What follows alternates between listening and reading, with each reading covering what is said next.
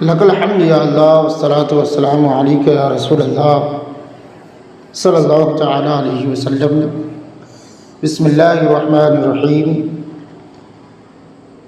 بدا کے لفظ مستعمل در سخن عرب بر دو قسم است،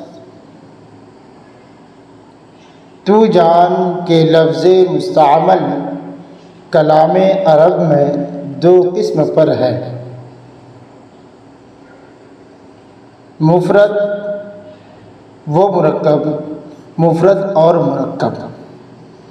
مفرد لفظی باشد تنہا کے دلالت کند بر یک معنی و آرا کلمہ گویند۔ مفرد وہ اکیلا لفظ ہے جو اکیلے معنی پر دلالت کرے، وہ آرا کلمہ گویند اور اس کو کلمہ کہتے ہیں۔ دیکھیے، لفظ کا لغوی معنی پھینکنا ہے۔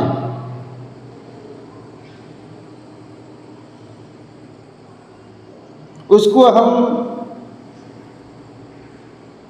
اس طور پر اس مثال سے سمجھ سکتے ہیں، جیسے عموماً یہ مثال دی جاتی ہے، اکلت التمر ولفظت نواتا، میں نے کھجور کھائی اور گٹھلی پھینک دی۔ اصطلاحی طور پر لفظ کی تعریف دو مختلف طرح سے کی جاتی ہے، ما یتلفظ بہ الانسان، وہ شے جس کے ساتھ انسان تلفظ کرے، اور دوسری تعریف اس طور پر کی جاتی ہے کہ الصوت المشتمل علی بعض الحروف الہجائیہ،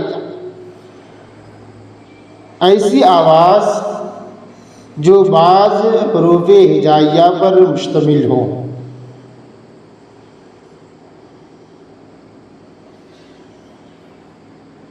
پھر مصنف علیہ الرحمہ نے فرمایا کہ کلام عرب میں استعمال ہونے والا لفظ دو قسم پر ہے، مفرد اور مرکب۔ لیکن اس سے پہلے تھوڑی سی بات اور جان لیں کہ لفظ کی دو قسمیں ہیں۔ لفظ انسان کی اس بولی کو کہتے ہیں، انسان کے منہ سے جو آواز نکلتی ہے اسے لفظ کہتے ہیں۔ اب لفظ کی دو قسم ہو جاتی ہے،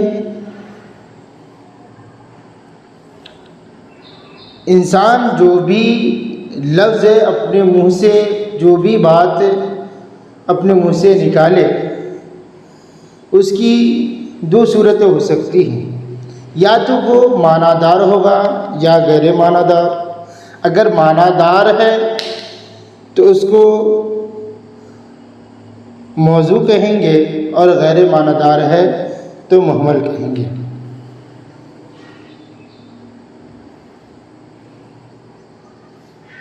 جیسے موضوع کی مثال زید، اور محمل کی مثال جیسے جسقن۔ اب دیکھیے، لفظ کی دو قسمیں کر دی، مفرد اور مرکب۔ مفرد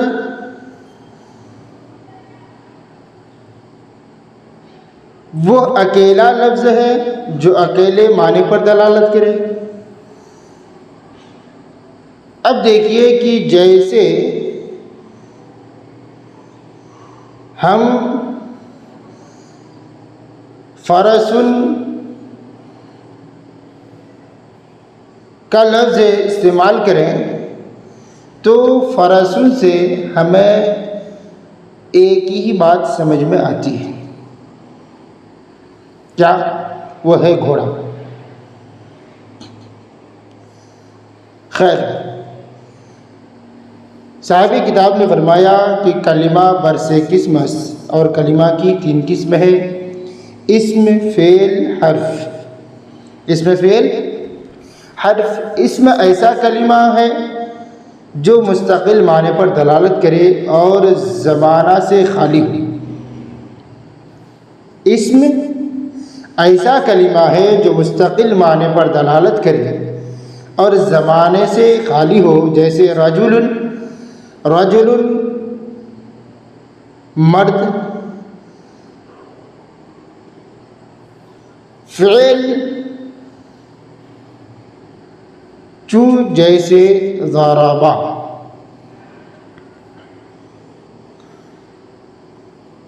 فعل وہ ایسا کلمہ جو مستقل معنی پر دلالت کرے اور اس میں کوئی زمانہ پایا جائے، جیسے ضربہ، اس نے مارا، تو اس میں زمانہ ماضی پایا جاتا ہے۔ حرف جیسے حل، حرف جیسے حل۔ حرف وہ ایسا کلمہ جو مستقل معنی پر دلالت نہ کرے بلکہ اپنے معنی پر دلالت کرنے میں فعل اور اسم کا محتاج ہو، جیسے حل۔ تو حل دیکھیے اپنا معنی خود بتا نہیں سکتا، حل اپنا معنی خود نہیں بتا سکتا۔ حل کا معنی ہوتا ہے کیا؟ اب اس سے کوئی بات سمجھ میں نہیں آئے گی، لیکن وہیں پر اگر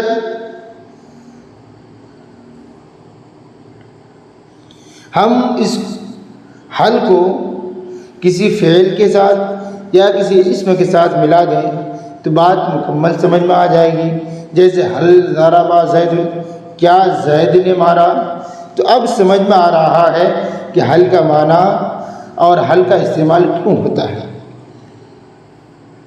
صاحب کتاب نے آگے فرمایا، چنانچہ در تصریف معلوم شدہ جیسا کہ علم صرف میں معلوم ہو چکا ہے، جیسا کہ علم صرف میں معلوم ہو چکا ہے۔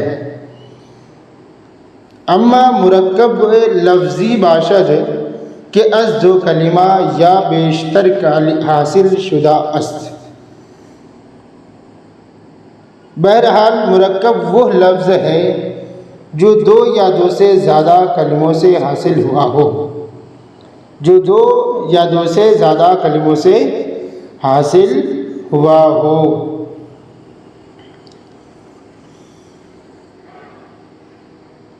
مرکب بر 2 گنا است۔ مرکب کی 2 قسم ہیں: مفید و غیر مفید۔ مفید اور غیر مفید۔ مرکب مفید است کہ چو قائل برآ سکوت کند سامیرا خبر یا طلب معلوم شود و آرا جملہ گوین و کلام نیز۔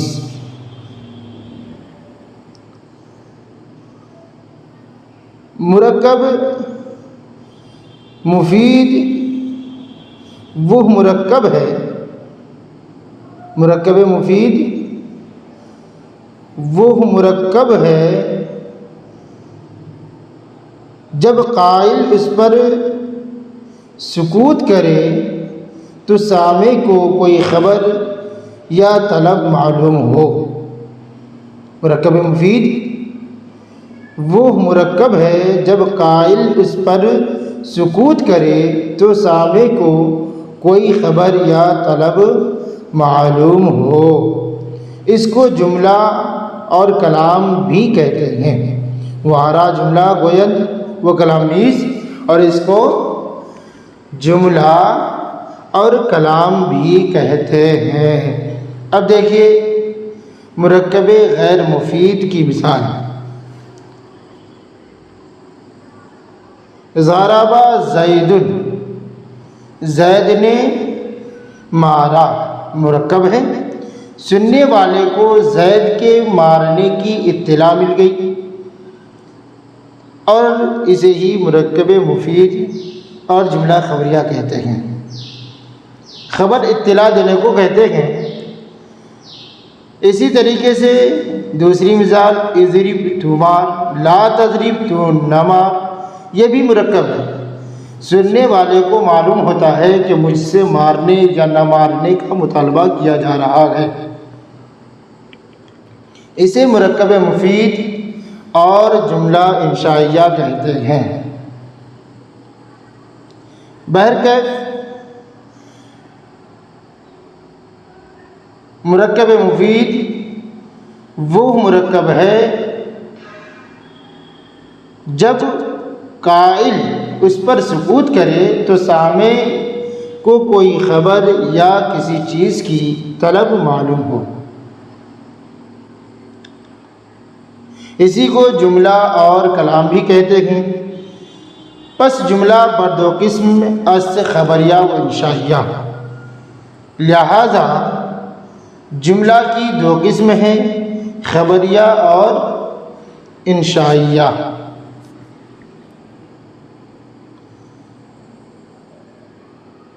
وما علینا الا البلاغ۔ السلام علیکم۔